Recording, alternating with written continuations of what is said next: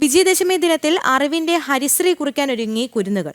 തിരുവനന്തപുരം വെങ്ങാനൂർ പൗർണമിക്കാവ് ബാലത്രിപുര സുന്ദരി ദേവി ക്ഷേത്രത്തിലെ സരസ്വതി മണ്ഡപത്തിലും വിദ്യാരംഭ ചടങ്ങുകൾക്കുള്ള ഒരുക്കങ്ങൾ പൂർത്തിയായി. വിജയദശമി പൗർണമി മഹോത്സവത്തിന്റെ ഭാഗമായി ക്ഷേത്രത്തിലെ വിവിധ കലാപരിപാടികളാണ് സംഘടിപ്പിച്ചിരിക്കുന്നത്. വിജയദശമി ദിനമായ ഇന്ന് പൗർണമിക്കാവ് ബാലത്രിപുര സുന്ദരി ദേവി ക്ഷേത്രത്തിൽ വിപുലമായ വിദ്യാരംഭ ചടങ്ങുകളാണ് നടക്കുക.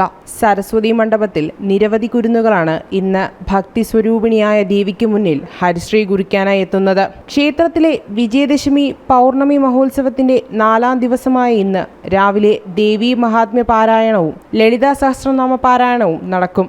ശ്രീകോവിലിന് മുന്നിലായി പ്രത്യേകം സജ്ജമാക്കിയ സരസ്വതി മണ്ഡപത്തിലാണ് കുരുന്നുകൾ ഹരിശ്രീ കുറിക്കാനെത്തുന്നത്.